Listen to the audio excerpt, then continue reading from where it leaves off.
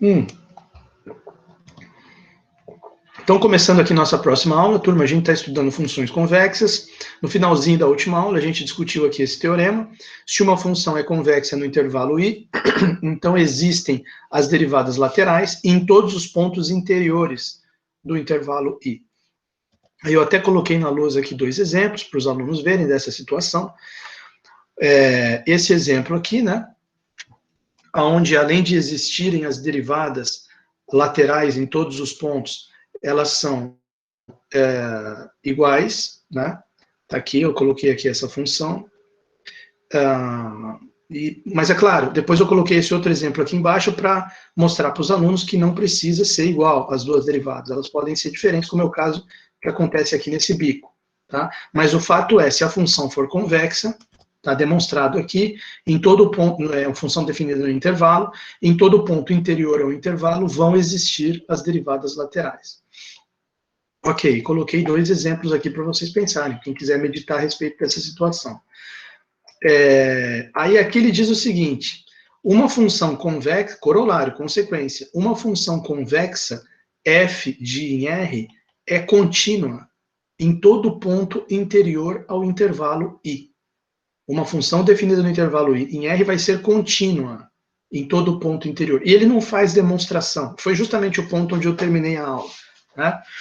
Então, eu que estava pensando o seguinte, como que eu poderia demonstrar para a turma esse resultado? Porque parece ser tão bonito, né, e tão interessante, uma função convexa vai ser sempre contínua no interior do intervalo onde ela está definida. Aí eu percebi o seguinte, isso deve ter a ver com essa situação aqui, ó, que ele diz. Esse aqui deve ser a chave para a gente demonstrar esse corolário. Ele relembra do Teorema 1, né? Teorema 1, vamos relembrar aqui o Teorema 1. Depois a gente volta aqui nessa frase. Olha o que diz o Teorema 1. O Teorema 1 é aquele que dizia que função derivável num ponto é C e somente C, f de A mais H igual a f de A mais CH mais R de H, onde o limite para H tendendo a zero é R de H sobre H igual a zero. A gente discutiu, demonstrou bastante esse teorema aqui no capítulo anterior, na primeira sessão do capítulo 8. Tá? Mas olha só o que ele diz. Opa, desculpa. Olha só o que ele diz aqui. Ó. Ele diz, o teorema 1, se você trocar aquele limitinho ali que aparece nele, do H tendendo a zero, por um limite pela direita, H tendendo a zero pela direita, ou H tendendo a zero pela esquerda, ele continua válido. Olha que interessante. E seu corolário também, porque ele tem um corolário aqui, né? Cadê? Tem aqui o teorema 1. Então, ele continua válido se eu trocar esse zero por zero mais ou zero menos. E o corolário diz que a função é contínua nos pontos em que é derivável. Então, se eu, claro, com limite para h tendendo a zero. O cara está dizendo aqui que a função é derivável, se isso aqui acontecer, e no ponto onde ela é derivável, ela é contínua. Mas se eu trocar o zero por zero mais, ela é derivável pela direita, tem o f' a mais, aqui f' a mais, se eu trocar aqui por zero mais, e ela passa a ser contínua pela direita. Contínua pela direita. Negócio meio estranho, né? Mas vamos ver aqui. Ele diz aqui, ó. Olha lá, e seu corolário também, que é aquele da continuidade. Por exemplo, se existe a derivada à direita, f' mais a, e é justamente o nosso caso, porque a gente acabou de provar aqui no teorema que a função, quando é convexa, tem a derivada f' mais e f' menos, por isso mesmo que eu estou falando isso para vocês. Por exemplo, se existe a derivada f' a mais ou f' C mais, como é ali no nosso caso, então f é contínua à direita no ponto A. Isto é, f de A igual a limite para h tendendo a zero mais f de A mais h. Olha só que interessante. Tá certo? F de A igual limite h. Porque isso aqui o que é a função contínua, né? Quando o limite para h tendendo a zero de f de, sem o mais, de f de A mais h, dá o f de A. Isso aí é definição de continuidade. Tá? Agora, se você fez H0+, que é um caso particular, é tendendo a zero pela direita, aí só com isso aqui não dá para dizer que ela é contínua, mas dá para você dizer que é contínua à direita. Tá certo? Dá para você dizer que é contínua à direita. Então, bom, só olhando aqui para o teorema 1, né? Cadê o teorema 1? aqui, ó, cadê ele? Está aqui, né? Você vai fazer o H tendendo a zero aqui dos dois. Imagina essa equaçãozinha aqui, f de A mais H igual a isso aqui. Aí a função é derivável. Então, existe o C que é igual a f' de A, uma constante aqui. Você mete limite para H tendendo a zero dos dois lados, né? Não, esquece o que eu falei. Esquece o que eu falei, que tem que estar dividido por H. Não é esse aqui, não. Esquece. Deixa para lá o que eu ia falar. Bom, enfim, tá ali, eu mostrei para vocês isso aí que eu ia falar ia só confundir. Lembrei para vocês o corolário, lembrei para vocês essa observação aqui de que você pode, ali naquele teorema e no corolário, trocar o limite, que é H tendendo a zero, para H tendendo a zero mais, H tendendo a zero menos, contínua pela direita e pela esquerda, quando tem a derivada lateral. Voltando aqui para o nosso caso, função é convexa. Então, em todo ponto interior, tem as duas derivadas laterais. Então, a gente pode chegar aqui no corolário, vou anotar aqui, né? Vamos colocar aqui na luz, a gente pode chegar aqui no corolário. Corolário, ele diz o seguinte, né? Vamos arriscar uma demonstraçãozinha aqui. Corolário, ele diz ali, função convexa implica que é contínua em todo ponto interior. Então, f, dois pontos de I em R, implica que f, a convexa, né? Convexa, implica que f é contínua, f é contínua, para todo Czinho pertencente a interior de I. Então, essa que é a ideia. Aí, o que seria arriscar a demonstração aqui?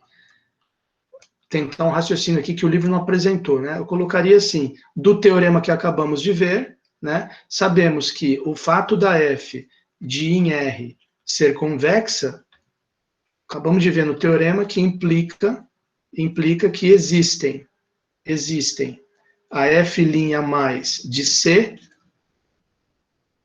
e f' menos de C para todo Czinho pertencente ao interior de I. Só que aí a gente volta naquela observação lá do capítulo anterior, que ele deixa bem claro aqui, que fala, ó, o teorema 1 continua válido com limite pela direita e pela esquerda. Então, ele até fala aqui, por exemplo, se existe a derivada à direita, então f é contínua à direita no ponto A. Isto é, f de A igual a limite para H tendendo a zero mais, f de A mais H. Então, a gente poderia usar essa observação para escrever o seguinte. Então a existência ali do f' mais de C implica que f de C é igual limite para H tendendo a zero pela direita, f de C mais H.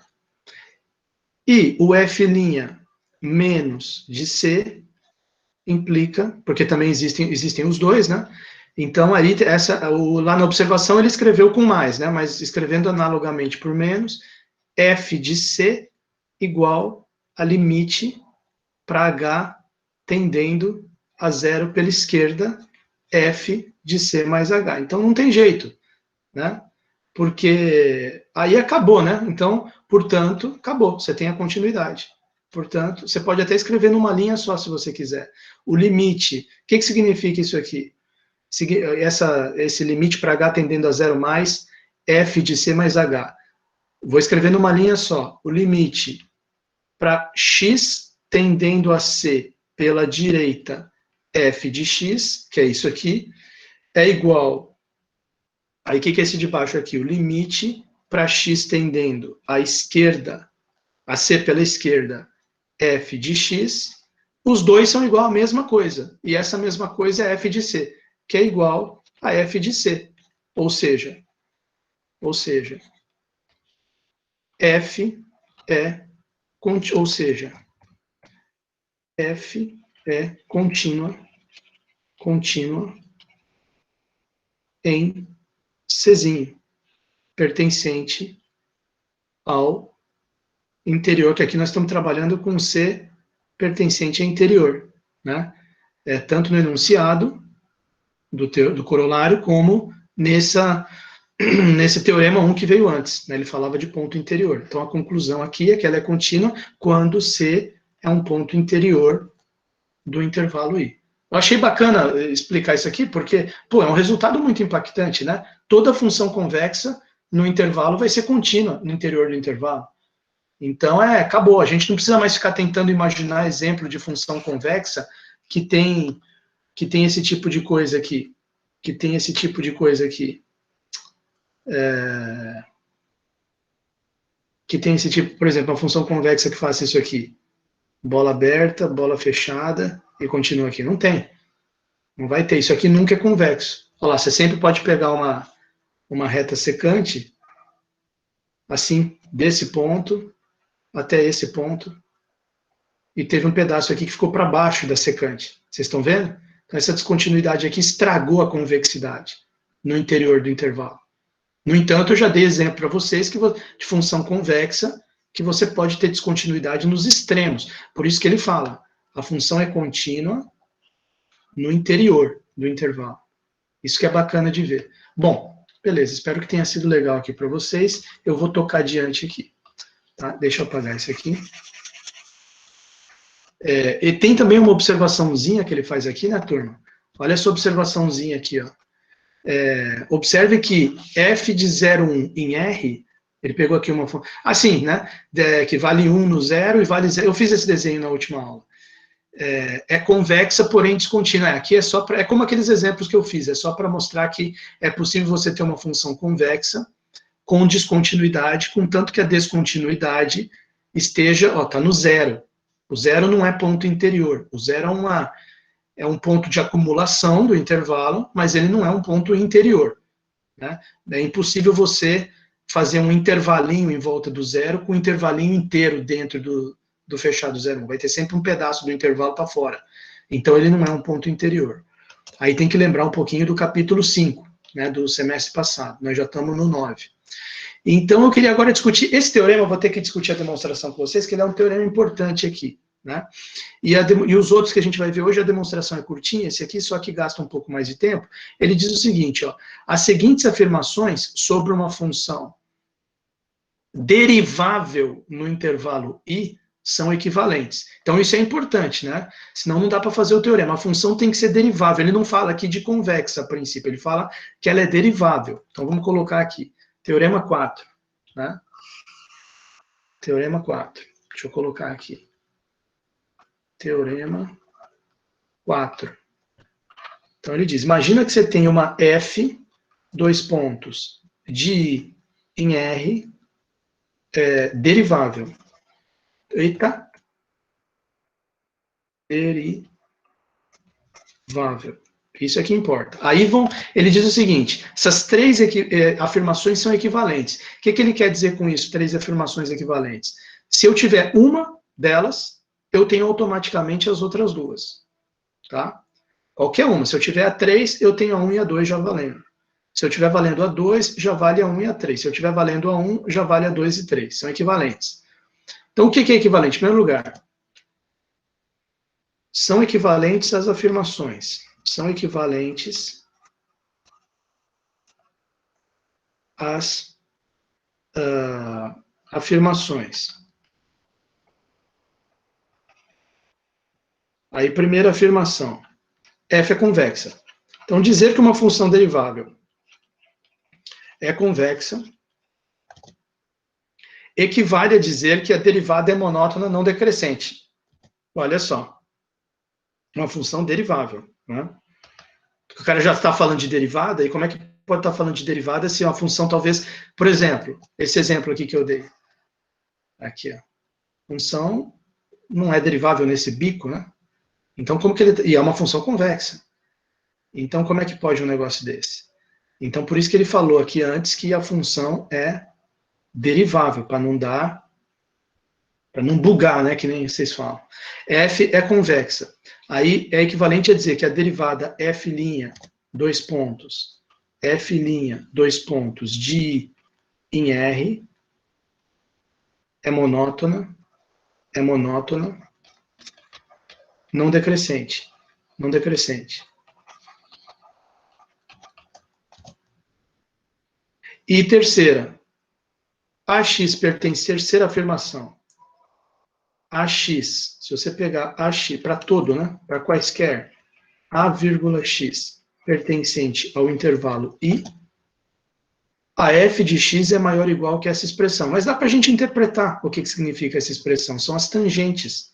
Né? Isso aqui é uma equação de uma reta tangente no ponto A. Então, para todo A e x pertencente a I, esse aqui é uma interpretação legal da função convexa. Porque é equivalente, né? É equivalente dizer que a função convexa e dizer que a função está sempre para cima, maior ou igual que o gráfico de uma tangente, a curva. Porque antes a gente tinha visto que a convexa, o gráfico está para baixo da secante, naquele intervalo AB onde você pegou a secante. O gráfico está para baixo. Agora você está vendo que na convexa, o gráfico está para cima da tangente. Para baixo da secante e para cima da tangente. Olha que legal. Então, olha só.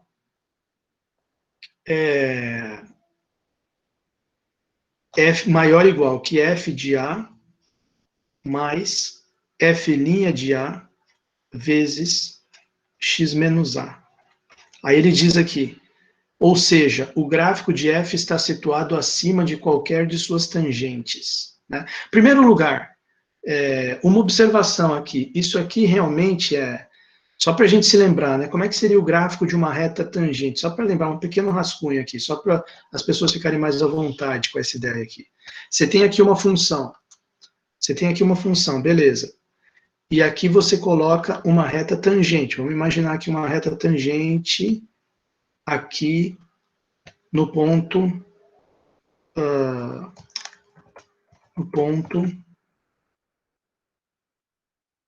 gente, é difícil fazer isso aqui, viu? Aqui, consegui, no ponto A, F de A. Ponto A, F de A. Tá aqui. Tá? Nesse ponto aqui você tem uma reta tangente. Então, como é que seria a equação da reta? Lembra que a gente discutiu na aula passada? Y menos Y0 igual inclinação da reta x menos x0, onde x0, y0 é um ponto da reta. Então, eu poderia pegar aqui, no caso, o ponto AF de A. E a inclinação da reta tangente é quem? É justamente a derivada no ponto. Então, ficaria assim, y menos f de A igual a inclinação da reta tangente é justamente a derivada no ponto, f' de A, x menos A. Então, você percebe, se eu passar o menos f de A para lá, essa reta tangente aqui, y, ela fica igual a f de A, era menos aqui, passou para lá, é mais f' de A, x menos A. Tá lá. Certo? É justamente essa expressão aqui, f de, olha, compara essa expressão aqui com essa expressão aqui. É exatamente a mesma expressão. F de A mais f' de A, x menos A. Então, você está dizendo que é f de x, e você pode até ver isso aqui no desenho que eu fiz. Ó. Cadê o nosso gráfico aqui da f de x? A f de x está aqui. Ó. Você vê que ela está para cima da reta tangente o tempo todo. F de x está maior ou igual que a reta tangente. Tá lá. É justamente essa figura aqui, tá certo? Então, veja, como é que a gente mostra isso? Então, vamos ver a técnica de demonstração aqui que ele usa. Demonstração, olha só o que ele fala aqui logo de cara. Quer dizer, você, na verdade, o que a gente tem aqui nesse teorema é o seguinte, a afirmação 1 é equivalente à afirmação 2, que é equivalente à afirmação 3. Tá? Elas são equivalentes. Tá? O que é claro, significa que a 1 é equivalente a 3 também. Né? Porém, você não precisa demonstrar isso dessa forma. Você pode demonstrar isso assim, tipo um ciclo. Né? Ele vai fazer essa ideia aqui. Né? Ele vai fazer a ideia de, tá, eu vou mostrar que a 1 implica na 2, que por sua vez implica na 3, que por sua vez implica na 1. Então, fica tipo um ciclo, né? 1 implica 2, 1 implica 2, 2 implica 3, e 3 implica 1. Aí, isso aqui, quer dizer, se eu mostrar isso aqui, equivale a eu ter mostrado isso aqui. Porque de qualquer uma dos 3 pontos, você vai parar num outro ponto qualquer. Né? No 1 eu paro no 3, no 1 eu paro no 2, no 2 eu paro no 1, no 2 eu paro no 3. Quer dizer, a mesma coisa que isso aqui. Então ele vai usar essa técnica aqui. Tá? Então vamos lá, demonstração. Demonstração. Primeira parte, então. Ele vai demonstrar que, deixa eu só apagar esse negócio aqui que ficou feio pra caramba. Né? Isso aqui era só tentando ilustrar para vocês o pensamento, né? É bom não deixar isso na lousa, senão alguém vai pensar que eu fiquei louco. Então tá aqui. Demonstração. Aqui. Então, primeira parte que ele vai fazer. O 1 implica no 2. Quer dizer, então, como que eu mostro que se uma função derivável é convexa, então a derivada dela é monótona não decrescente. Pela figura eu vejo que tem tudo a ver, né? Pelas figuras que eu já vi aqui de função convexa. Sempre a derivada está... A derivada é a inclinação da reta tangente. A inclinação da reta tangente está sempre crescendo. Você está sempre crescendo. Por exemplo, se eu pegasse uma reta tangente mais aqui para a esquerda, a inclinação dela estaria... Olha lá, uma reta tangente aqui nesse ponto, a inclinação está negativa, inclusive, está bem menor que essa. Mas se eu pegar uma reta tangente mais para cá, aqui assim, olha lá, eu já vejo que a inclinação está bem maior que essa. Quer dizer, quanto mais eu vou indo para a direita, mais vai aumentando a inclinação da reta tangente. Então, realmente sugere isso aqui, essa figura, sugere que a derivada não vai decrescer. Tá? Porque, veja, também não precisa crescer, você poderia ter uma função que é uma reta, né? Uma reta também é convexa. Né? Você colocar aqui assim, a função assim, uma reta, isso aqui é convexa. E a derivada da reta é constante. Né? Então, por isso que ele teve cuidado de colocar não decrescente. Né? Então, beleza, como é que a gente vai demonstrar isso aqui? Ele diz o seguinte, ó, imagina, beleza, 1 implica 2. Então, vamos começar aqui. 1 implica 2. Primeira implicação. Imagina que eu tenho os pontos x entre A e B e I. Nas desigualdades fundamentais, aí vamos ter que lembrar daquelas desigualdades fundamentais que ele tinha falado antes. Cadê? Ah, essa aqui, ó. Essa aqui. X menos A, X menos B. E aqui BA no meio. Tá, beleza. Então vamos escrever ali o que ele está dizendo, né? Então ele está pegando o seguinte, imagina x entre A e B seja A menor que X menor que B e X pertencente a I. Então, lembre das desigualdades, né? Como eu estou partindo da hipótese 1, eu estou partindo que a função é convexa. Então, F convexa implica aquelas desigualdades lá que ele citou, que eu já vou relembrar para a gente aqui. É o f de x menos f de a dividido por x menos a é menor ou igual que f de b menos f de a dividido por b menos a, que é menor ou igual que f de x menos f de b dividido por x menos b. É isso aqui que ele está se referindo como desigualdades fundamentais asterisco, tá certo? Desigualdades fundamentais asterisco, tá aqui. X menos A, X menos B. Legal. Então, ele diz o seguinte, a gente pode tacar um limite para x tendendo a pela direita e depois para x tendendo a B pela esquerda. Olha só que interessante. Olha só que interessante. Então vai ficar assim, ó, vamos fazer isso que ele está falando. Você vê a sacada do cara, né? Limite para x, se você passar aqui dos três lados, limite das três membros, limite para x tendendo a A pela. Quer dizer, ele quer fazer isso aqui, ó. Limite para x tendendo a B pela esquerda, abre parênteses, limite para x tendendo a A pela direita, abre parênteses, fecha, fecha, como se ele fizesse isso. Primeiro eu vou tacar um limite para x tendendo a pela direita, depois um limite para x tendendo a b pela esquerda. Veja, o do meio fica parado, porque não tem x aqui, certo? Então, o que você pensa? Você pensa o seguinte, a hora que você... até não vou colocar isso aqui que vai confundir também. A hora que você... É melhor a gente pensar assim, ó. Em vez de fazer isso que eu escrevi, que pelo amor de Deus, né? Depois eu vou cortar essa parte do vídeo. a gente pensa um de cada vez mesmo. Primeiro, o limite para x, se você olhar para essa desigualdade aqui, para focar o seu olhar aqui, e fizer o limite para x tendendo a pela direita, o que vai acontecer? Vai aparecer um f' mais de a menor ou igual que o termo do meio. Eu acho que é melhor pensar assim, acho que o correto é pensar assim. Se olha para essa desigualdade aqui, acho que assim é melhor, e faz nela o limite para x tendendo a pela direita. Aí o que vai surgir disso aqui? O que vai surgir disso aqui é limite para x tendendo a pela direita nessa expressão é f' mais de a, menor ou igual que essa razão aí, f de b menos f de a, dividido por b menos a. Aí, se você olhar agora para isso aqui e fizer limite para x tendendo a b pela esquerda, aí você tem aqui a derivada pela esquerda, né, no ponto B.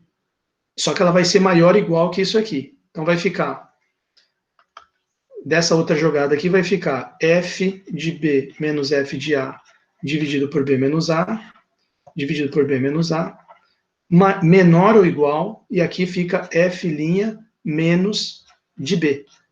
Então, juntando tudo numa linha só, você tem isso aqui, f' mais de a, menor ou igual que f de b menos f de a dividido por menos a, menor ou igual que f' menos de b, certo? Como a é menor do que b, então, porque aqui está escrito, né, f' a menor ou igual que f' b. Olha só que interessante isso aqui. Olha, quer dizer, então a derivada é monótona não. Então a derivada é monótona não decrescente, né? Monótona não decrescente, certo? Então quer dizer, a derivada pela aqui são os extremos do intervalo, né? A derivada pela direita no ponto A está menor ou igual que a derivada pela esquerda no ponto B. Eles são os extremos. Então, você pode dizer que a derivada em um é menor ou igual que a derivada do outro. Tá certo? Então, é isso aqui. Tá legal? Concluir dessa forma. Bom, tá aqui. Aqui acabou o espaço, né? Mas tudo bem, vocês entenderam aqui a conclusão. Não vou nem escrever ali, porque ali eu vou ter que subir agora a lousa aqui.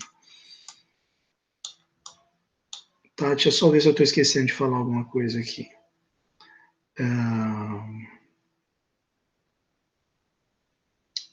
Não, tudo bem. Se eu me lembrar depois de alguma coisa aqui, eu volto aqui e falo. Tá? Se qualquer coisa eu volto aqui e falo, mas não tem nada. Convexa, derivada monótona não decrescente. F' mais A, F' de A menor ou igual, F' menos B, F' B. Uhum. Não, tudo bem. Tudo bem. Talvez se eu lembrar de falar mais alguma coisa sobre isso aqui, eu falo. 2 para 3, teorema do valor médio. Vamos para essa parte do 2 para 3. 2 para 3. Como é que 2 implica em 3? Né? Aqui.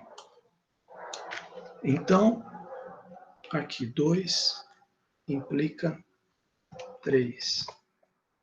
2 implica 3. Então, ele diz o seguinte aqui, quer dizer, o que é o 2 implica 3? Bom, já mostrei que se é convexo, a derivada é monótona não decrescente. Né? Você tem que... aqui, só aqui, acabei de me lembrar uma coisa aqui para falar. A gente tem que perceber o seguinte, esse A e B que ele pegou, eles não são os extremos do intervalo, né? Eles estão em I. Então, você já viu, né? Eles estão dentro do intervalo. E são um menor do que o outro. Então, você está pegando dois pontos em I, dentro do intervalo, e está mostrando que a derivada pela direita no ponto aqui da esquerda, ela é menor ou igual que a derivada pela esquerda no ponto que está para a direita. Isso é que confunde, né? Então, quer dizer, E você sabe por hipótese que a função... Ah, tá. Bom, acabei de lembrar o que eu tinha que falar. Eu sabia que eu estava esquecendo alguma coisa. A função é derivável. A função é derivável, por hipótese. Então, se a função é derivável, talvez até alguém tenha falado isso aqui no chat, não sei. Não, ninguém falou nada. O que eu estava esquecendo de dizer é o seguinte, a função é derivável. Tá aqui, ó. Função derivável. E se ela é derivável, a derivada lateral é uma...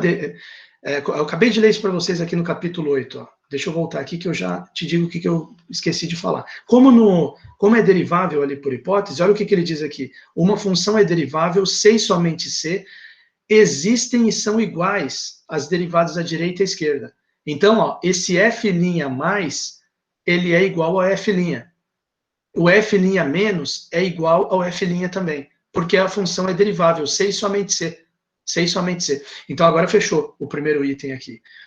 Ele provou só que f' mais de A é menor ou igual que f' menos de B, mas por que ele pode tirar o mais, tirar o menos e escrever direto f', sem mais nem menos?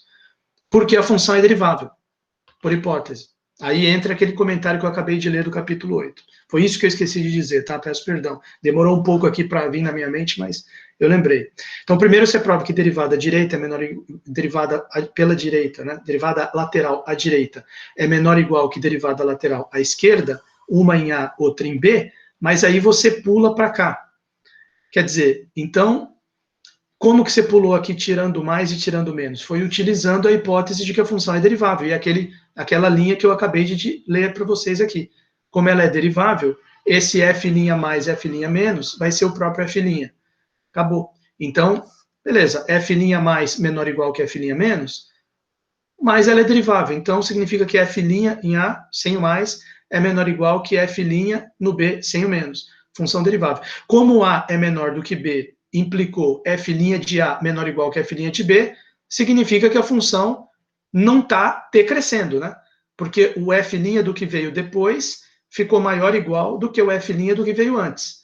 Então, ou a função está constante ou ela está crescendo. Ela não pode estar decrescendo. Não, agora fechou. Faltou lembrar que a função é derivável, né? Isso aí fugiu da minha mente ali por um momento. Então, deixa eu escrever aqui. Conclusão. É bom fechar esse, porque ele não citou isso ali, aí dá justamente essa confusão que eu fiz. Conclusão. O f' mais no ponto A é menor ou igual que o f' menos no ponto B, porém, como por hipótese, f é derivável, então as derivadas laterais são iguais à própria derivada, como a gente viu ali no cap 8. F é derivável, então, o que a gente pode afirmar? F' de A menor ou igual a f' de B, sem o sinal de derivada lateral aqui. Portanto, qual que é a conclusão dessa parte da demonstração? Como A é menor do que B, né? A menor do que B implica f' de A menor ou igual que f' de B. Portanto, temos isso aqui.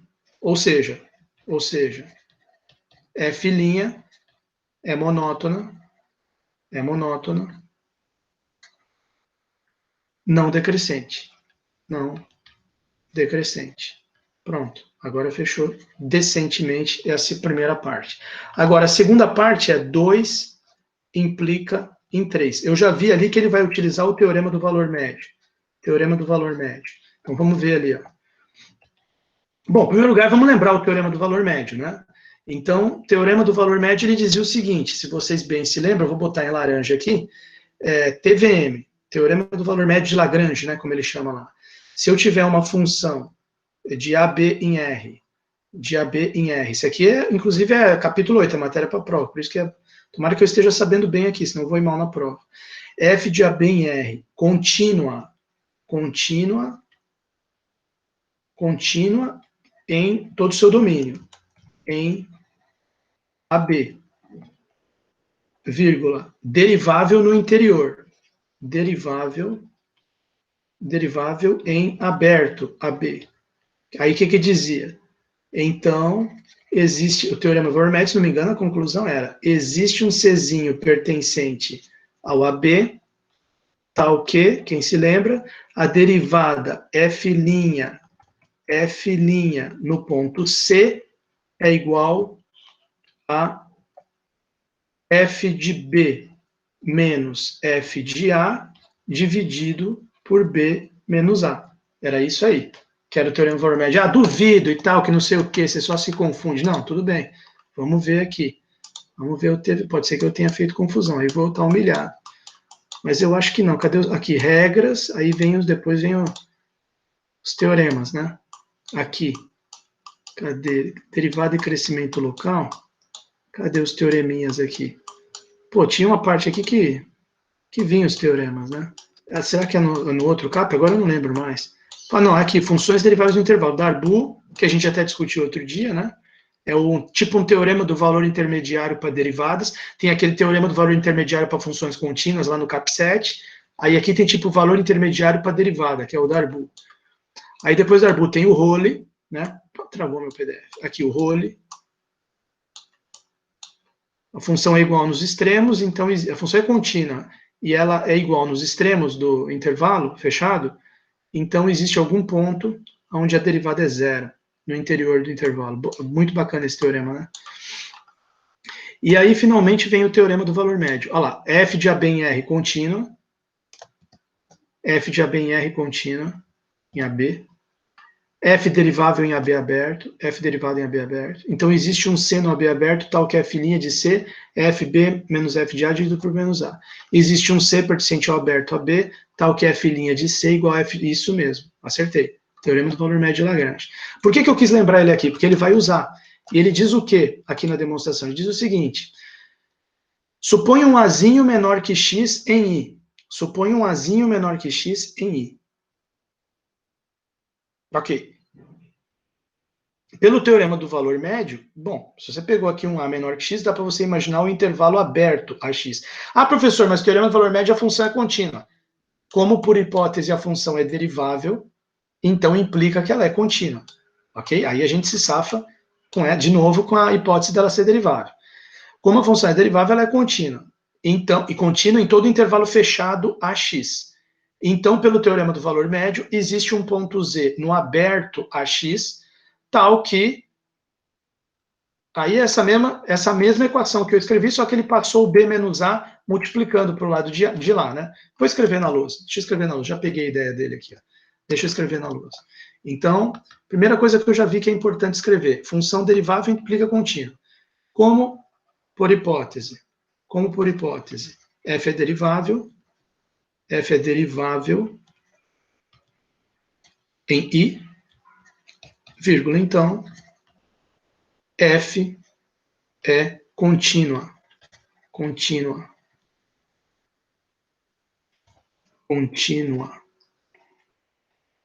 em I. Primeiro ponto. Aí ele diz, seja A menor que X, né? A menor que X. A menor que X. Então, como é em I, né? Em I. Isso é importante. Seja A menor que X em I. Então, F é contínua, que agora eu já vou ajeitar para o teorema do valor médio. F é contínua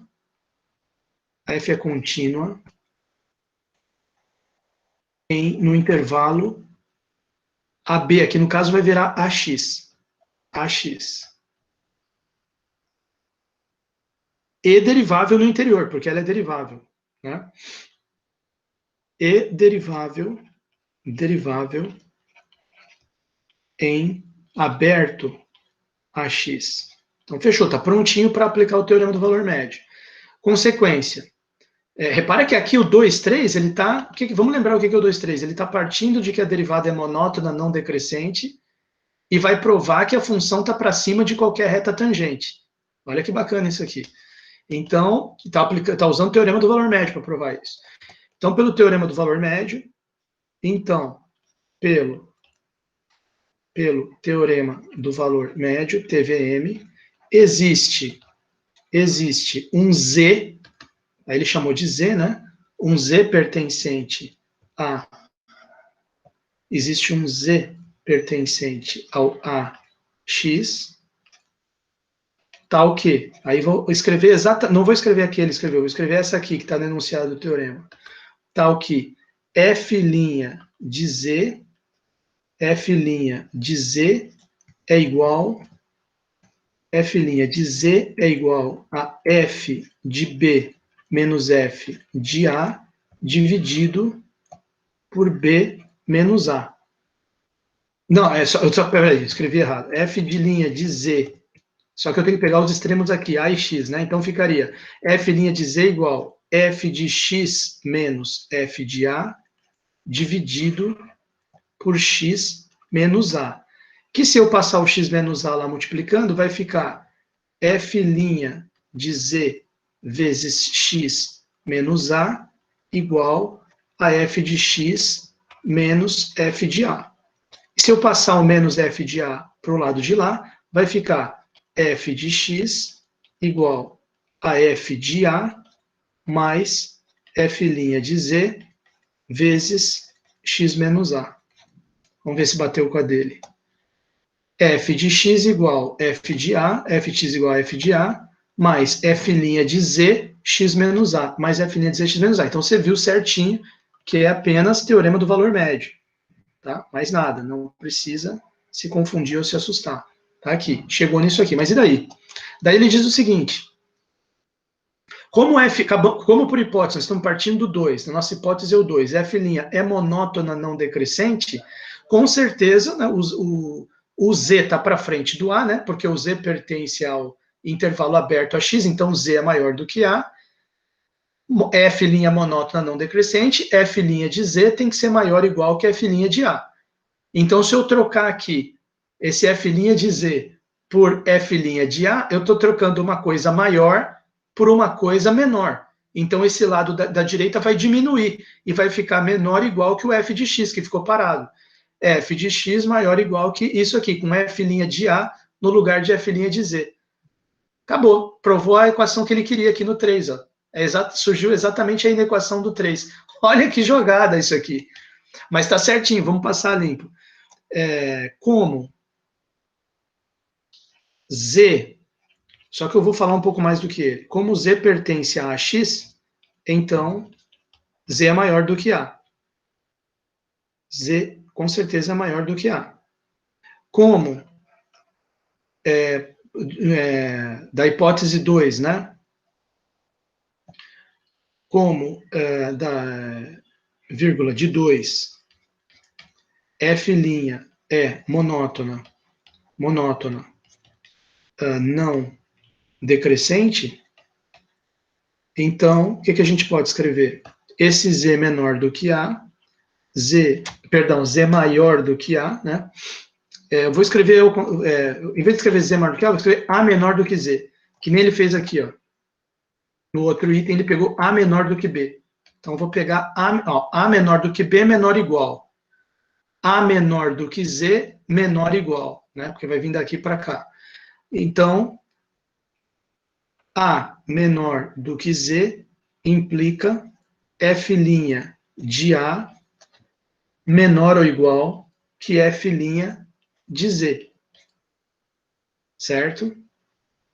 Daí, você trocando, então, colocando o F' de A aqui no lugar de F' de Z, fica menor, né? Vai ficar assim, vou escrever a linha completa. Vai ficar assim, F de X é igual a F de A mais F' de Z, X menos A, aí trocando F' de Z pelo menor, que é o F' de A, que é F' de A, então vai ficar maior ou igual, porque agora eu vou colocar uma coisa menor aqui, F de A mais F' de A vezes X menos A. X menos A. Fechou. Então, juntando as duas pontas, né? Juntando aqui as duas pontas, o que você tem? Você tem aqui o seguinte, portanto, né? Portanto, para fechar aqui esse segundo item, f de x é maior ou igual que f de A mais f' de A vezes x menos A. Fechou. Então, quer dizer, o que isso aqui significa? Ou seja, aquilo que ele falou ali no enunciado. O gráfico de f está situado acima de qualquer de suas tangentes. Ou seja, o gráfico de f está acima de suas tangentes. Né? Agora, veja bem, tem uma figura aqui no livro que mostra legal isso aqui, ó, aqui na próxima página. Antes da gente ver ali a terceira parte, ó, olha que legal. Aqui você tem uma função convexa, ele até colocou a fórmula dela aqui no caso, x² sobre 16 mais 1 sobre x. Daqui a pouco eu vou falar de novo dela, porque tem essa questão aqui do ponto crítico, seu 2, né?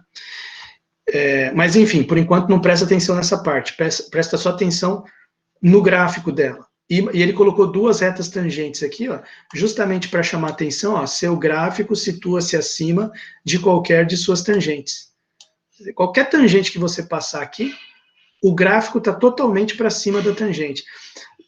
Ou seja, se você traçar uma reta perpendicular ao eixo x, a interseção da reta perpendicular ao eixo x com a tangente vai ser um ponto que vai estar sempre para baixo da interseção da reta perpendicular com o gráfico da função. Intercepta tangente, para baixo que eu digo menor ou igual, pode estar igual também, o mesmo ponto, que é o ponto de tangência, né? Tanto que aqui é um símbolo de maior ou igual, pode ser igual também. Então, se eu traço uma reta perpendicular aqui ao eixo x, o ponto que pega a reta tangente está para baixo do ponto de interseção com o gráfico da função. Reta perpendicular ao eixo x, ponto que intercepta a tangente está para baixo do ponto que intercepta a função. Qualquer ponto que você fizer isso, com qualquer reta tangente, veja que essa reta aqui prolonga para cá, e essa reta aqui prolonga para cá. Se eu estivesse analisando aqui, essa reta de cá, eu prolongasse ela para cá, ia dar a mesma coisa. A reta perpendicular ia interceptar primeiro ela, depois o gráfico da função. E assim por diante, tá?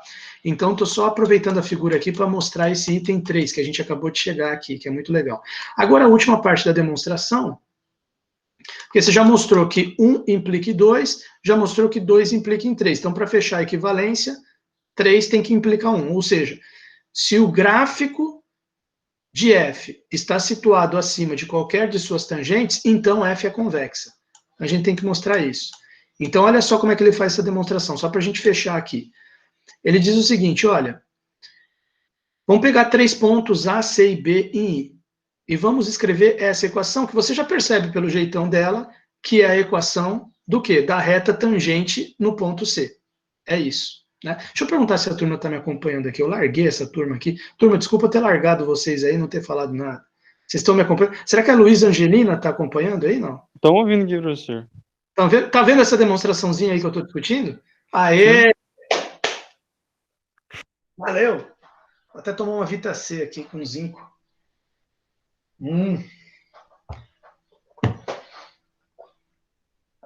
Muito bom. Muito bom. Olha só. Última parte. 3 implica em 1. Seja, vamos lá. Para fechar, depois eu vou discutir 2 corolários massa aqui com vocês, ó. Olha, dá uma olhada nisso. Corolário 1. Todo ponto crítico de função convexa é ponto de mínimo absoluto. Isso aqui é a conexão entre convexidade e otimização. Convexidade e otimização. Tudo parte dessa ideia aqui. Em função convexa, se é ponto crítico, é um mínimo absoluto. E aí tem outro corolário muito legal também para caracterização de função convexa. Uma função f 2 vezes derivável é convexa se e somente se a segunda derivada é maior ou igual a zero. Né? Com isso aqui, por exemplo, você prova facilmente que a exponencial é convexa. Só para te dar um exemplo. Né? Você prova que a exponencial é convexa. Então, é segunda derivada, né? Segunda derivada. Você provaria também que 1 sobre x é convexa quando x é maior que zero. Né? 1 sobre x convexa quando x é maior que zero. Você pode provar assim também. Esse aqui dá margem a vários exercícios. Prove que tal função é convexa. O cara, segunda derivada é maior ou igual a zero. Entendeu? Mas nem toda função dá para fazer isso. Por exemplo, módulo. Módulo não é duas vezes derivável naquele ponto que faz o bico, né? Ou eu poderia ter uma função que é um polígono, assim, com vários bicos. Aí complicaria. Mas para essas funções que eu falei, tipo exponencial 1 sobre x, esse corolário aqui é massa, né? Depois tem a definição de função côncava e tal, mas deixa só eu terminar, eu não queria perder essa terceira parte da demonstração. Estou só mostrando um pouquinho para frente, dando um pouco de spoiler, para você poder sentir o quão legal vai ser esses dois corolários, tá? Agora, para fechar aqui, função gráfico acima das suas tangentes implica que é convexa. Então, olha lá. 3 implica 1. 3 implica 1. Vamos colocar aqui.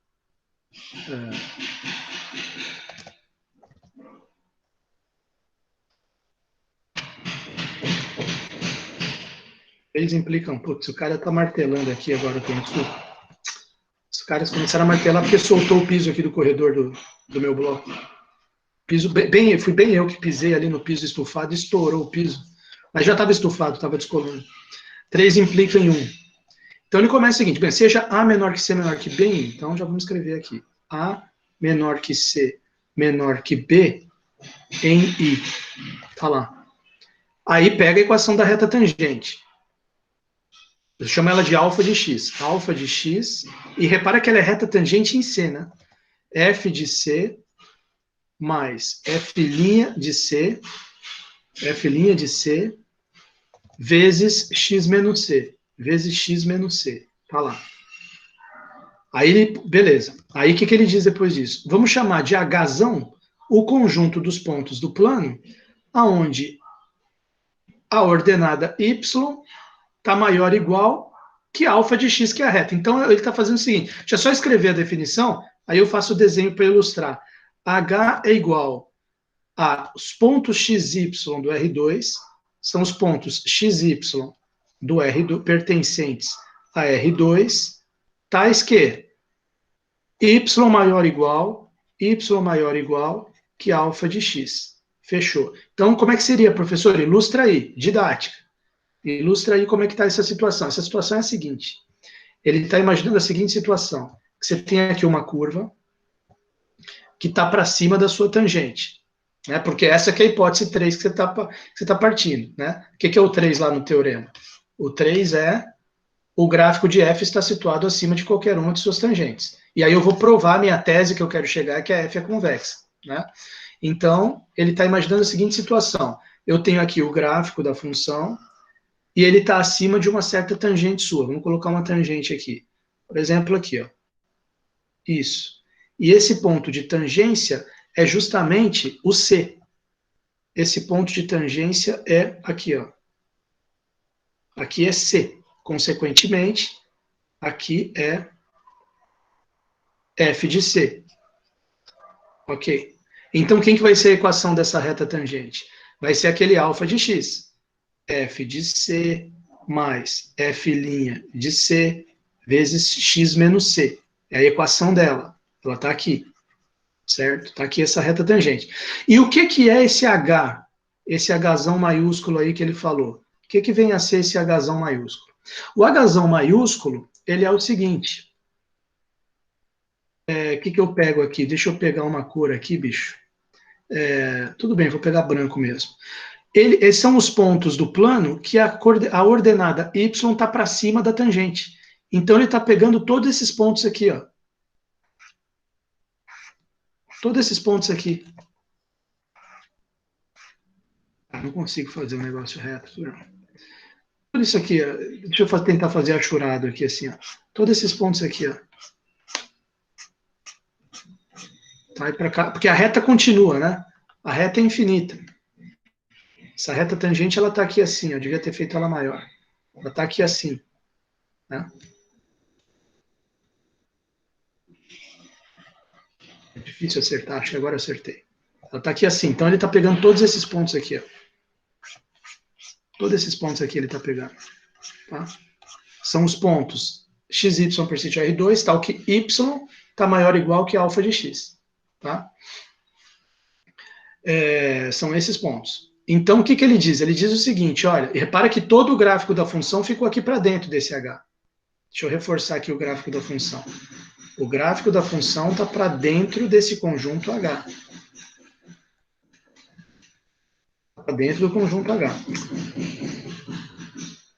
Está lá.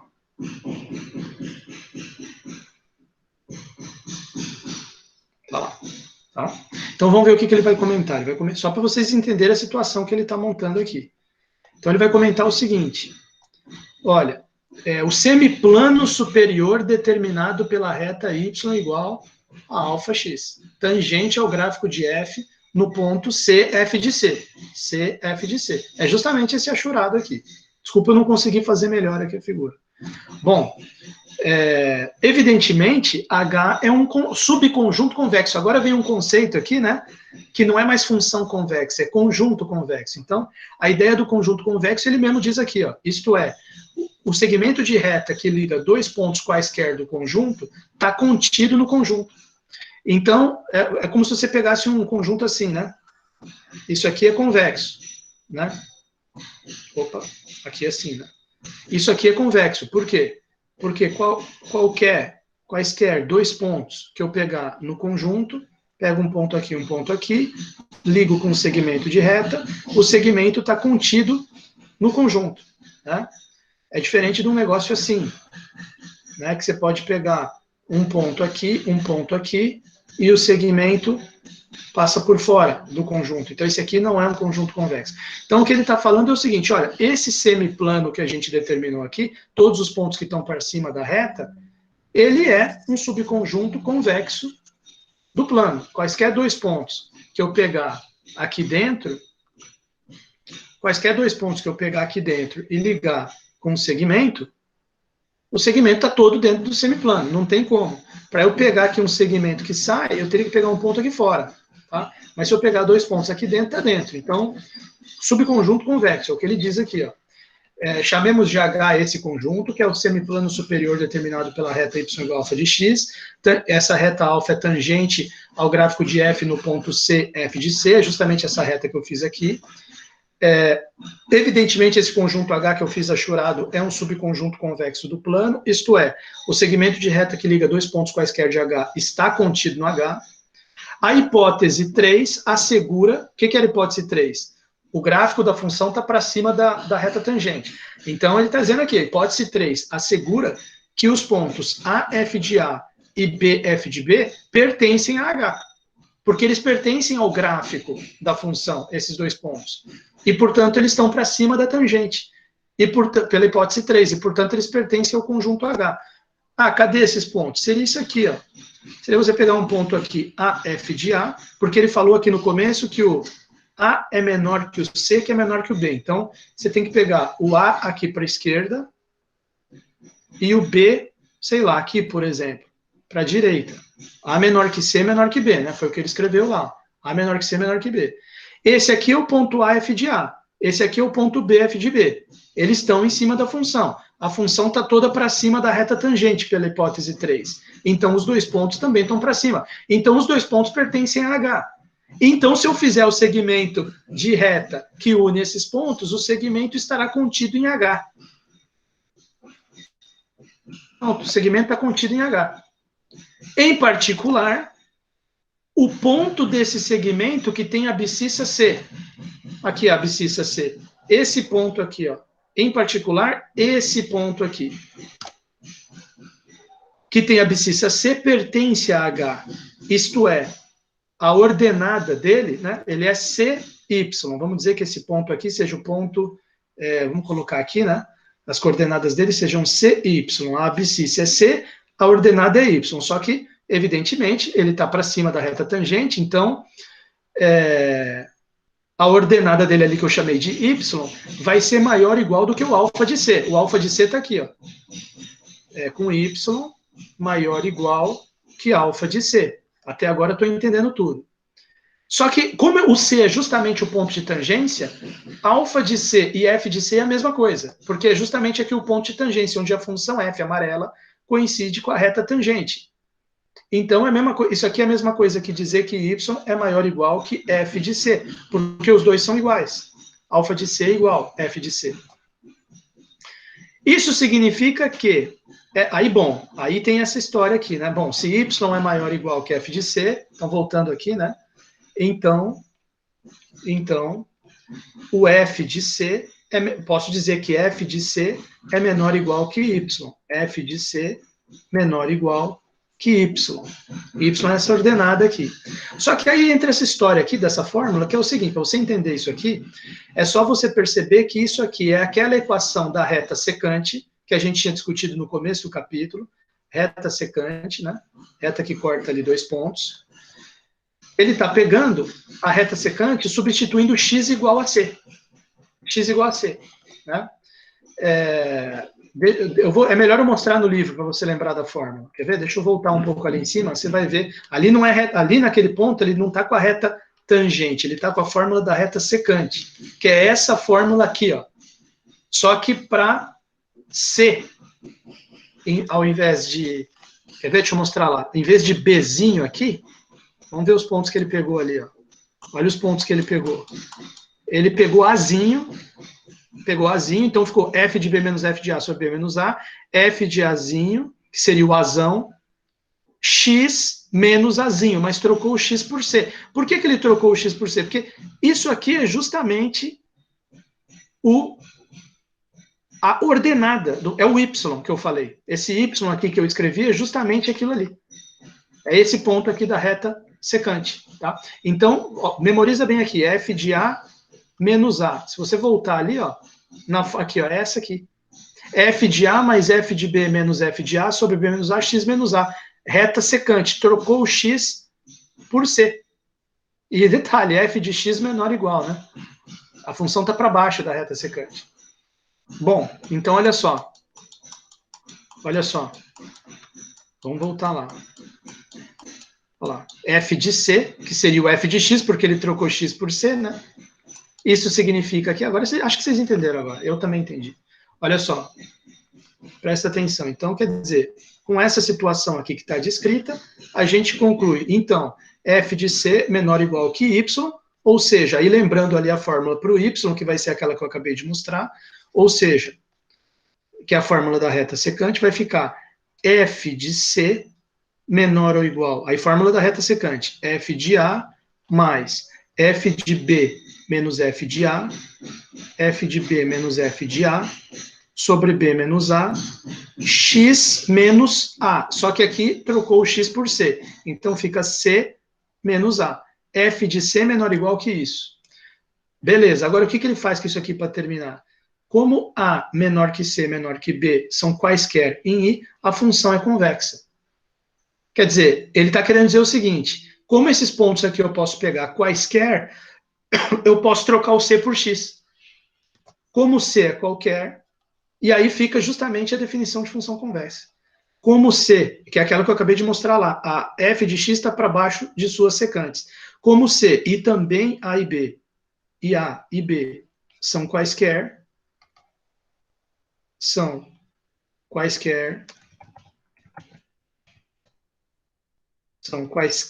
quer dizer, eles não estão fixos, você pode pegar quaisquer um dentro do intervalo. Em i, podemos escrever f de x menor ou igual, x é variável, menor ou igual, que f de a, que você escolher, mais f de b menos a, f de b menos f de a, dividido por b menos a, vezes x menos a, e, portanto, vírgula, e, portanto, f é convexa. E, portanto, f é convexa. Fechou. Então, quer dizer, conseguimos aqui discutir na lousa toda a demonstração desse teorema aqui. Teorema 4. Tá? Então, temos essas equivalências aqui. Isso aqui ajudou a gente a entender graficamente a função convexa. Tá? Corolário. Todo ponto crítico de uma função convexa é um ponto de mínimo absoluto. Em primeiro lugar, professor, eu não lembro mais o que é ponto crítico. Espera que eu já vou te mostrar. Olha aqui, ó. Olha aqui. Espera que eu já vou mostrar aqui para o aluno. É que tem que localizar aqui, né? Aqui, calma aí, que eu já vou localizar. Estava no capítulo anterior. Olha só. Aqui, ó. Pera. Aqui, ó. Aqui, ele já está falando de ponto... Aqui, ó. Achei. Está na página 97. Ele diz aqui, ó. Um ponto C do domínio de uma função x chama-se ponto crítico da função derivável f quando a derivada em C dá zero. Então, ponto crítico significa que derivada é zero. Se C for um ponto de acumulação bilateral, for um ponto de mínimo ou de máximo local, então C é crítico, mas a recíproca é falsa, né? Quando é máximo ou mínimo, com certeza a derivada é zero.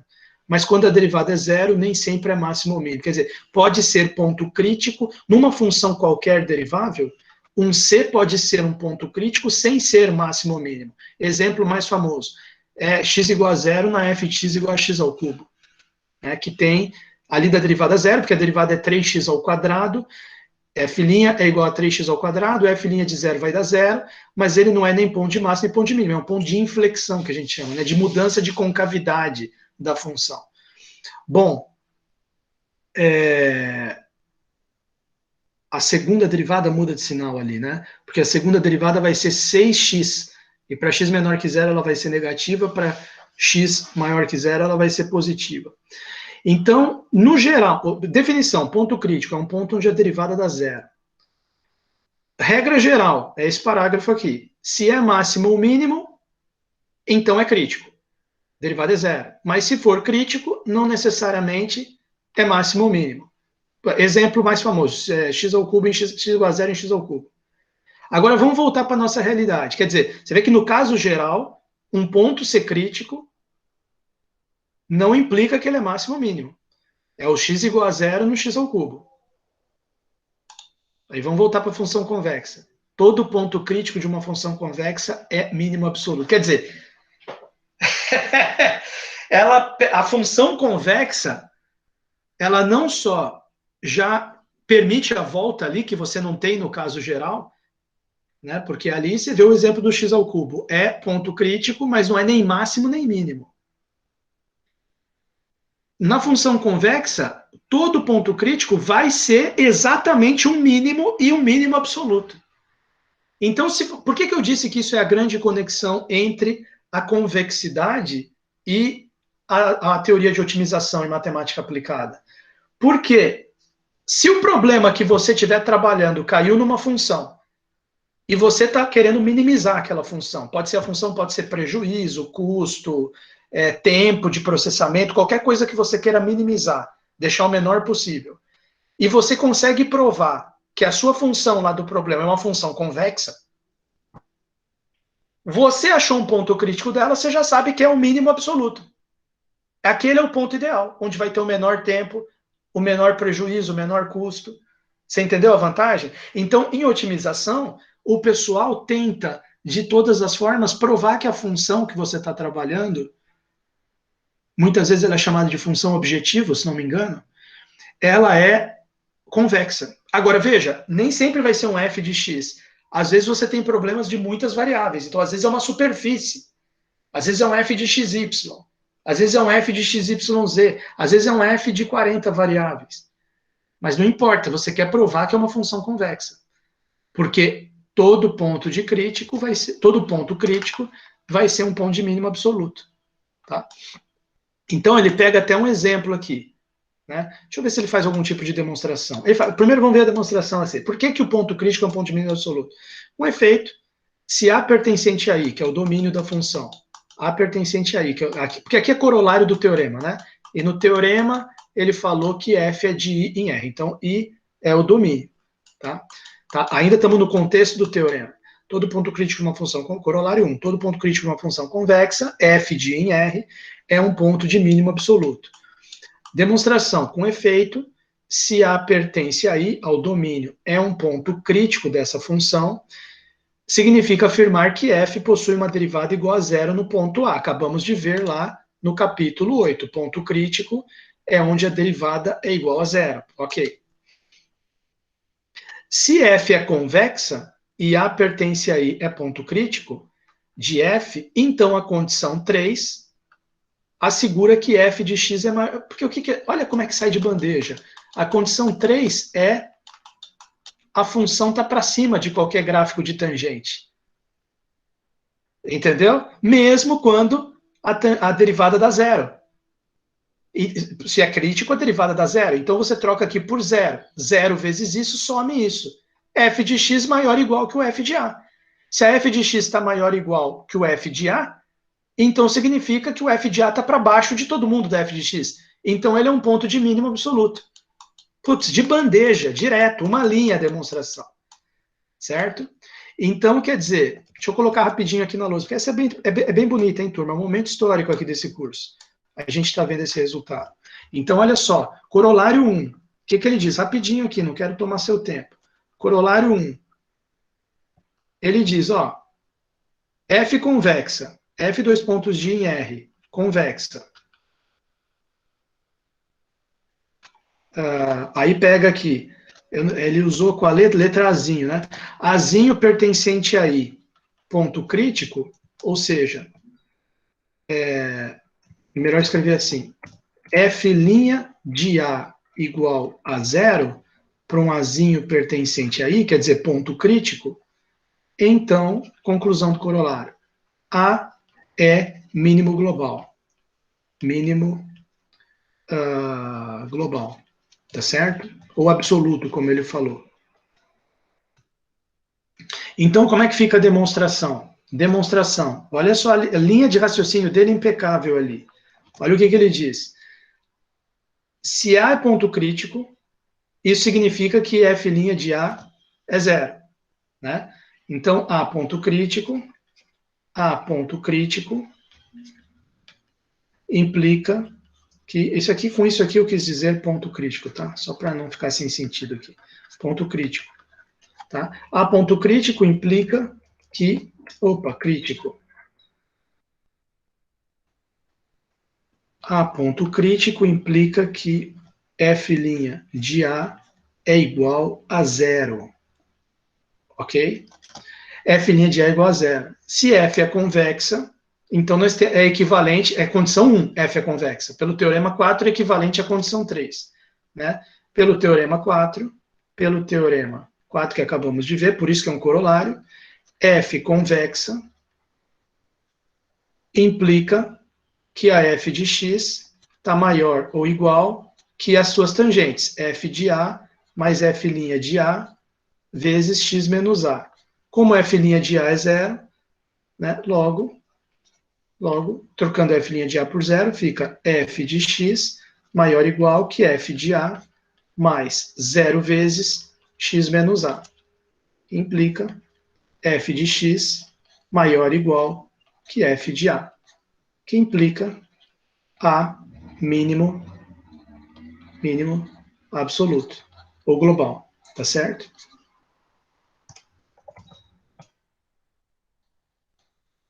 Ponto final. Então, matamos a pau esse corolário 1.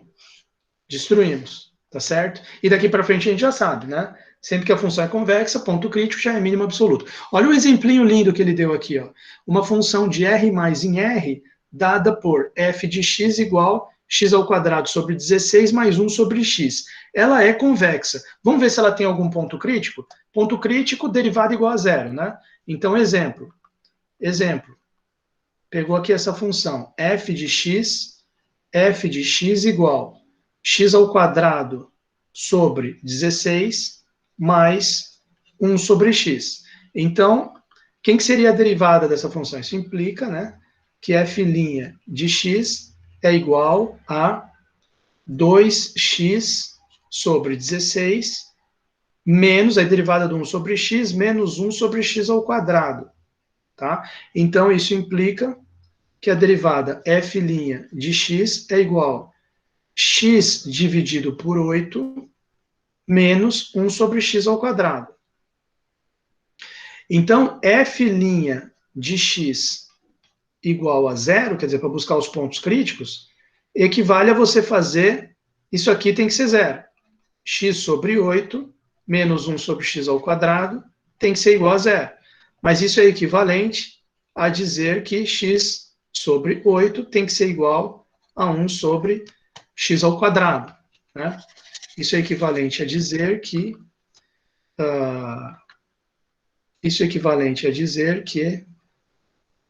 x sobre 8 igual a 1 sobre x ao quadrado, que é equivalente a dizer que x ao cubo é igual a 8. Que é, bom, e daí, né? Ou seja, você tem na verdade, você vai ter as raízes complexas também, né? X igual a 2, né? Raiz real. Raiz real. Porque aqui, se não me engano, eu acho que tem aquela coisa da simetria, né, no plano complexo, só para vocês não acharem que eu acho que vai dar, depois vocês deem uma checada aí se eu estou falando bobagem, se aqui é 2, né, você vai ter também uma raiz complexa para cá e uma raiz complexa para cá, né, e como aqui o raio é 2, então aqui seria 90 mais 30, né, para dar 120, 120, 120, então eu imagino que isso aqui seria seno é meio, então aqui é 1, então aqui é menos 1, e cosseno é raiz de 3 sobre 2, aqui é raiz de 3. Eu acredito que teria também as raízes complexas, que não vem ao caso aqui, mas só para vocês checarem depois como exercício, esse polinômio aqui, né, essa equação polinomial, teria também as raízes complexas menos 1 mais i raiz de 3 e menos 1 menos i raiz de 3. Quer dizer, provavelmente se você elevar ao cubo isso aqui, um desses dois deve dar 2 também. Né? Olha lá. Ó. I raiz de 3 menos 1, por exemplo. I raiz de 3 menos 1, I raiz de 3 menos 1. Não tem nada a ver com o que a gente está falando, mas só para não falar, o professor acha que é só x igual a 2.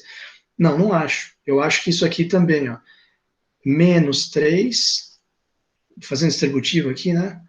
Menos i raiz de 3, menos i raiz de 3, mais 1, vezes i raiz de 3 menos 1. Aí aqui vai ficar menos 4, menos 2, i raiz de 3, vezes i raiz de 3 menos 1. Aí se você fizer aqui a multiplicação, será que vai dar certo? Deixa eu ver aqui. Acho que não. Está totalmente errado o que eu fiz. Não, peraí. Menos 4 i raiz de 3 mais 4. Menos 4 i raiz de 3 mais 4.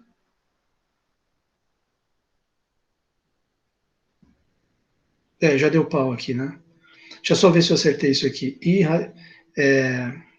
Raiz de 3, raiz de 3, 3. I vezes I menos 3. Menos I raiz de 3. Menos I raiz de 3. Mais 1. Tá certo. I raiz de 3 menos 1. Menos 3. Não, menos 3 mais 1 não é menos 4, é menos 2. Menos 3 mais 1 é menos 2. Espera aí, desculpa, eu cometi um erro. Eu cometi um erro inacreditável aqui. Menos 3 mais 1 é menos 2. Menos i raiz de 3 menos i raiz de 3, menos 2i raiz de 3. I raiz de 3 menos 1, tá certo. Então, só corrigir essa parte aqui da conta. Rapidinho, turma, pera aí, desculpa. Menos 2 vezes i raiz de 3, menos 2i raiz de 3.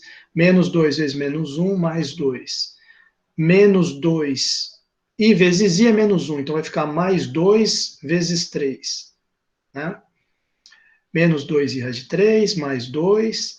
Menos com menos é mais 2 vezes 3, menos com menos é mais 2i raiz de 3. Esse mais 2i corta com menos 2i, 2 mais 6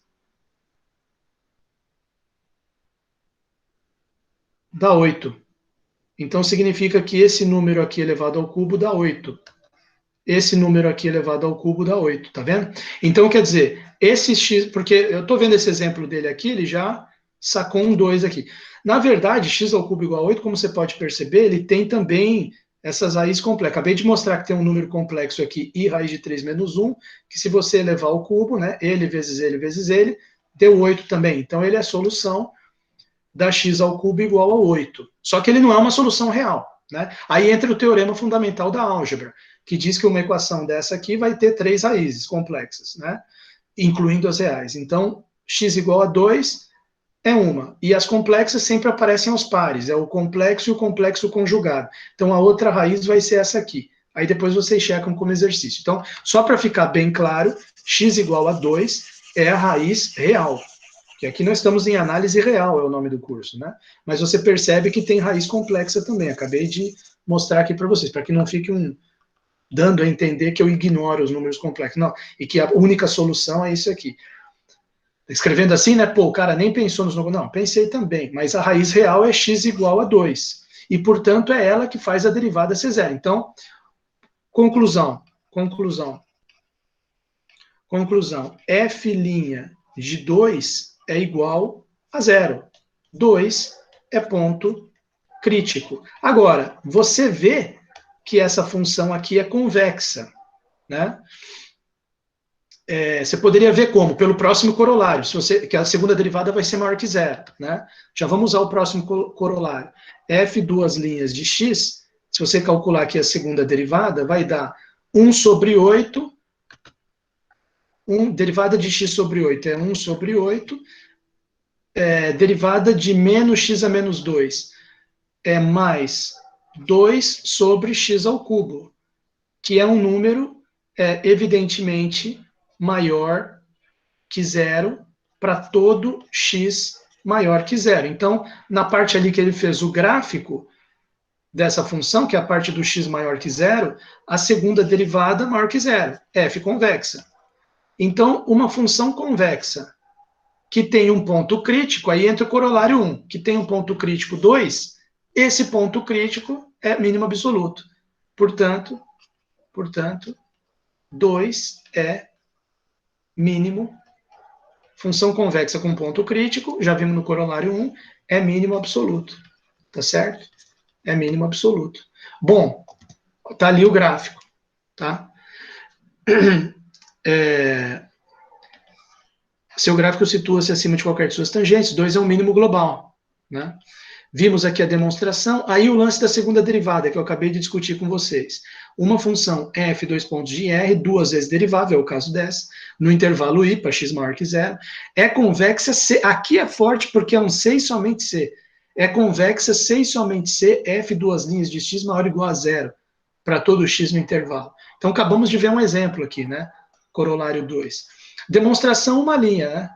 Com efeito f duas linhas de x maior ou igual a zero para x no intervalo, porque a segunda derivada é derivada da derivada. Então, se a derivada da derivada está maior ou igual a zero no intervalo, então significa que a derivada é monótona não decrescente. Aí, pelo teorema 4, que acabamos de ver, esse aqui é o item 2, função derivada monótona não decrescente. É equivalente ao item 1, função convexa. Olha que legal isso aqui. Isso aqui nem vou escrever na lousa, porque é bem direto. Tá? Derivada da derivada maior ou igual que zero no intervalo, significa que a derivada é monótona não decrescente. Pelo teorema 4, essa aqui é a condição 2, que é equivalente à condição 1, que é f é convexa. Tá certo? Equivalente, C e somente C. Por isso que aqui é C e somente C. Tá? Bacana demais. Ó, com isso aqui, facinho, você tira aqui 1 sobre x para x maior que zero é convexa. Com isso aqui, facinho, você tira que a exponencial é convexa, porque a segunda derivada da exponencial vai ser exponencial. Também você tira que x ao quadrado é convexa. Na verdade, qualquer polinômio de segundo grau, né?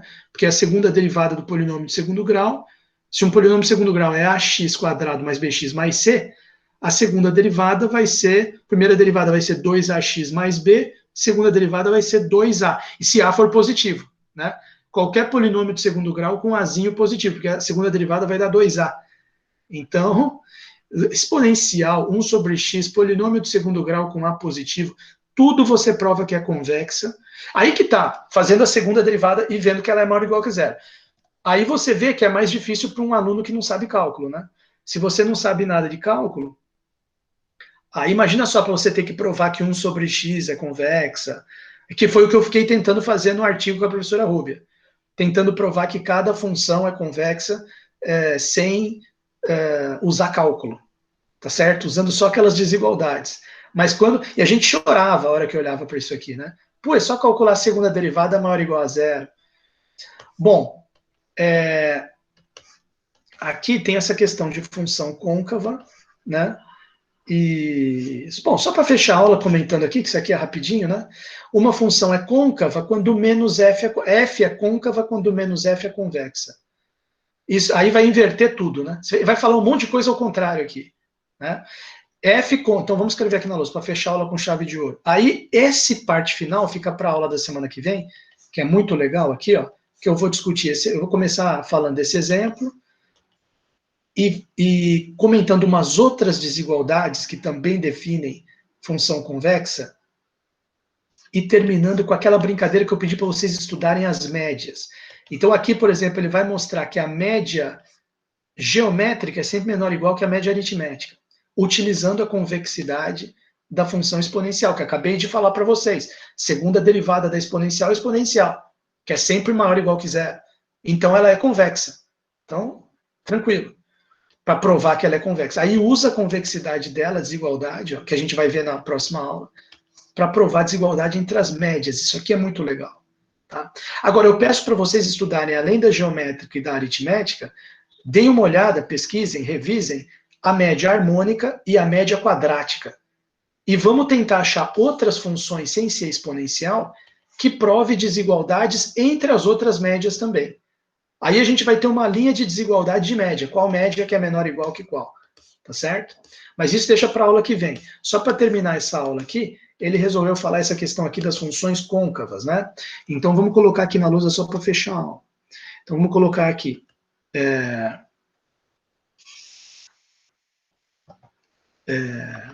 Função côncava, né? Porque a gente ficou só falando de convexa. Mas essa você já entendeu convexa. É só você falar o seguinte, ó. F é côncava se menos F é convexa. Acabou. Essa é a ideia básica. Tá certo? F é côncava se menos F é convexa. Isso é, se o gráfico de F está acima de qualquer uma das suas secantes. Então, aqui no caso, seria assim. Não é F de x menor igual, é F de x maior igual que F de A, inverteu. F de B menos F de A. Mesmo você multiplicar por menos 1, né? Aí ela tem que ficar convexa. F de A mais F de B menos F de A sobre B menos A vezes x menos A. Então, inverteu a situação. F está acima da sua reta secante, né? Em vez de estar para baixo, como a convexa. É quando o gráfico de f está acima de qualquer de suas secantes. As desigualdades que caracterizam uma função côncava são análogas àquelas que a gente viu para a função convexa, só que com maior igual em lugar de menor igual. É o que eu acabei de escrever ali na lousa. Existem as derivadas laterais de uma função côncava em cada ponto interior ao seu domínio. É aquele teorema, acho que 3 ali que a gente viu, né? Da aula passada, teorema 3, né? Teorema 3, ele vale também, ó, para a função côncava, né? Aqui, para a função côncava. Existem as derivadas laterais de uma função côncava em cada ponto interior ao seu domínio. Logo, a função é contínua, que é o corolário do teorema 3, vale também. Quando é côncava, é contínua. Uma função derivável é côncava se e somente se sua derivada é monótona crescente. Não crescente, porque a convexa é não decrescente. Uma função duas vezes derivável é côncava se e somente se sua segunda derivada é menor ou igual que zero. Acabamos de ver aqui, ó. A convexa é quando a segunda derivada é maior ou igual que zero. A côncava é quando a segunda derivada é menor ou igual que zero. Isso aqui é tudo análogo, né? Uma função derivável é côncava se e somente se seu gráfico está abaixo da tangente e não acima, como a convexa. Todo ponto crítico de uma função côncava é um ponto de máximo absoluto. Então, quer dizer, né? Existem ainda as noções, só para fechar aqui antes do exemplo, existem ainda as noções de função estritamente convexa e estritamente côncava. Aí, em vez de ter o menor igual, que nem a gente escreve lá, tem só o menor, né? Aí é estritamente convexa, ou, se for maior aqui, estritamente côncava, né? Com maior em vez de menor no caso do côncavo. Exatamente, coloca maior aqui. Claro que se você falar em questão de estritamente convexa e estritamente côncava, aí as retas caem fora, né? Isso evita que o gráfico de f possua trechos retilíneos. As retas, uma reta f de x igual a x, ela é considerada uma função convexa. Aliás, é considerada também uma função côncava. Seria uma interseção entre as funções côncavas e convexas, seriam as retas, né? Então, porque a reta, ela já é a própria reta tangente a ela mesma. Então, ela está maior ou igual e está menor ou igual também. Então, ela entra tanto como côncava e convexa, né? Repara que aqui, ó, vamos ver aqui, vamos ver se isso bate aqui com a questão aqui, da questão da segunda derivada, né? Maior ou igual a zero.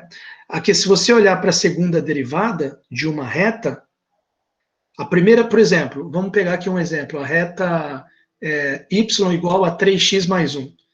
A primeira derivada é 3, a segunda derivada é derivada do 3, que é constante, é zero. Então vai dar igual a zero. Então ela seria convexa por esse corolário, mas quando você vê o corolário para côncava, é menor ou igual a zero. Então entrou também como côncava. Então a reta 3x mais 1, ela tem segunda derivada igual a zero. Então é maior ou igual que zero e é também menor ou igual que zero. Então ela é convexa e côncava, né? Agora, quando você entra com esse conceito de estritamente convexa, estritamente côncava, aí tem que ser menor. A segunda derivada, por exemplo, tem que ser maior que zero para ser estritamente convexa. Entende? Então, aí a reta já cai fora, porque a segunda derivada é zero. Tá certo? Então não tem a convexidade estrita no caso da reta. Evita os trechos retilíneos. Convexidade estrita implica que f' seja crescente, mas não implica que f duas linhas de x seja maior que zero. Tá certo? Para todo x. Entretanto, f' de x maior que zero, isso aqui é interessante, hein? F' de x maior que zero, convexidade estrita implica que f' seja crescente, implica que f' seja crescente. Mas não implica f duas linhas. Então, não tem aqui para estrita o f duas linhas, não precisa ser maior que zero para todo x. Entretanto, se o f duas linhas de x, estou tentando pensar um exemplo aqui, né? Porque ele diz que a volta vale. Se f duas linhas de x for maior que zero, então isso para todo x no intervalo, então isso implica que a f' é crescente e implica que a f é estritamente convexa. Mas estritamente convexa não implica que a segunda derivada é estritamente maior que zero. Vamos pensar um exemplo aqui, então. Sim, o x ao quadrado, né? Não, x ao quadrado não dá certo. X à quarta, talvez, né? X à quarta é uma função... fx igual a x à quarta. Ela é estritamente convexa? É estritamente convexa, né? O gráfico dela está estritamente para baixo de qualquer secante. Ok? Então, ela é estritamente convexa. Porém, a primeira derivada de x à quarta é 4x ao cubo. E a segunda derivada é 12x ao quadrado. Né? Interessante isso aqui, né? Será que tem um espaço aqui? Só uma questão... Falamos da côncava, agora ele está falando dessa questão do estritamente convexa, né? Então, vamos pegar aqui um exemplo. Se você pegar f de x igual a x elevado à quarta, então f é estritamente convexa. Não tem trechos retilíneos, né? Está sempre para baixo da sua reta secante, sempre estritamente para cima da sua reta tangente, a não ser no ponto de tangência.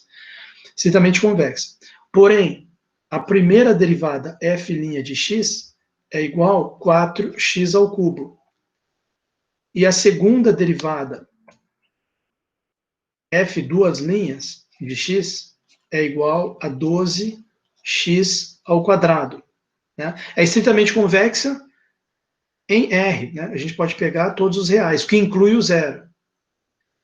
Justamente para dar o problema aqui. Né? Então, f duas linhas de zero é igual a zero. né? Assim, não podemos dizer que, né, não vale a regra f duas linhas de x maior que zero, porque teve um ponto em R, né? Nos reais ou em qualquer intervalo simétrico em torno da origem, tipo de menos L até L, de menos π até π, em R. Porque você teve um ponto aqui onde a segunda derivada deu zero. Então você não pode dizer que a segunda derivada é maior que zero quando a função é estritamente convexa. Ó, interessante isso, hein? Olha só, então, convexidade estrita implica que a f' seja crescente, mas não implica que a segunda derivada tem que ser maior que zero. Eu acabei de arranjar um exemplo aqui, x à quarta. Né? Depois vocês pensem nisso. Mas vale a volta. Se a f duas linhas for estritamente maior que zero, convexidade estrita não implica f duas linhas maior que zero. Mas f duas linhas maior que zero implica f' no intervalo, implica f' crescente, que implica f estritamente convexa. Interessante isso aqui. Bom, eu paro a discussão por aqui, que já está todo mundo cansado. Interrompo o vídeo. Agradeço a presença de vocês, caso vocês ainda estejam aí, espero que estejam.